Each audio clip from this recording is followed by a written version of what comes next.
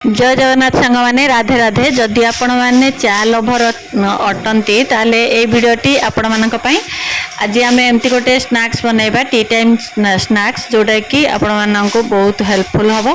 तो वीडियो को स्किप न करके लास्ट पर्यंत देखंतु।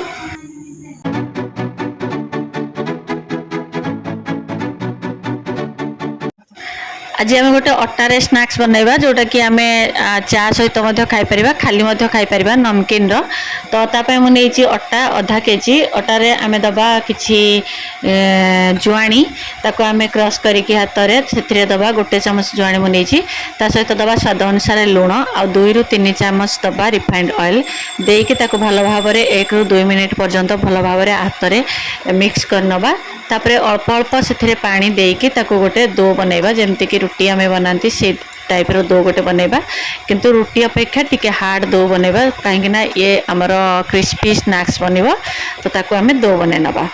तापर से दो को 10 रु 15 मिनिट पे आमे रेस्ट करिया को छाड़ देबा घोड़े की रखि देबा।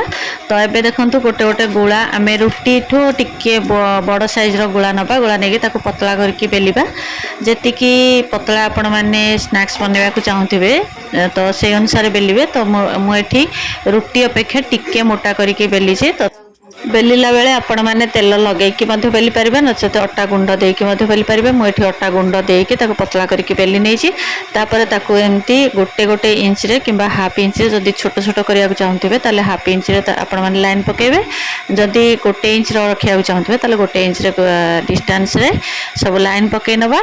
तापर ताको ठिकरी आकार रे म काटि नेछि तेरछा करिकि आपण माने चाहिले ताको स्क्वायर साइज रे मध्य काटि परिबे। तो काटि देला परे सबु को काटि कि म आग रखि नेबी तापर आमे ताको जिबा छाणीबा को। आपण माने ए नमकीन को बनै कि मासे पर्यंत रखिकी खाई परिबे। जदि आपण माने एथिरे चीनी ऐड करके करिवे से गोटे मीठा आइटम मध्य होई जिवो। आपण माने ठाकुरंक पाखरे याको मध्य भोग लगे परिबे। तो मु एठी देखंतु सबो को बनै नेछि माने काटी की रेडी कर देछि। एबे आमे छाणीबा पय जिबा। छाणीबा पय प्रथमे तेल को आमे भलो भाबरे गरम करनबा। गरम हे सारला परे ताको लो टू मीडियम फ्लेम रे रखिकी आमे फ्राई करिबा। जदि हाई फ्लेम रे आमे फ्राई करिबा ताले ऊपरु से लाल हे जिवो किंतु भितरु क्रिस्पी होबनी।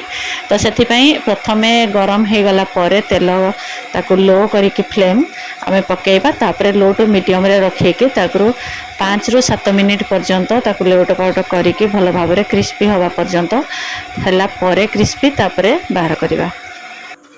बाहर नमकीन अपेक्षा आपण माने याकू थरे घरे ट्राई करंतु थरे बनै कि आपण माने पूरा मासे पर्यंत याकू एन्जॉय करंतु। आ जेहेतु ये अटा रे तयारी हिची आ फ्रेश तेल रे मध्य आमे तयारी करछे आ होममेड अछि तो ये हेल्दी रहइबो। एमती मु आ बाकी सब नमकीन को छाणी नेबी। छाणी नेला परे आपण माने जदि चाहिबे सेथिरे लूण चाट मसला आ लंका गुंड मिक्स करके मध्य खाई परिबे नचेत सेमती मध्य आपण माने चा सहित खाई परिबे। तो जदि आज आपण मानको ए वीडियो भलो लागि थाए ताले लाइक शेयर सब्सक्राइब करबा को भूलिबेनी। पुणी देखा हबो आ एक नवा ब्लॉग सहित से पर्यंत रहूची। जय जगन्नाथ राधे राधे।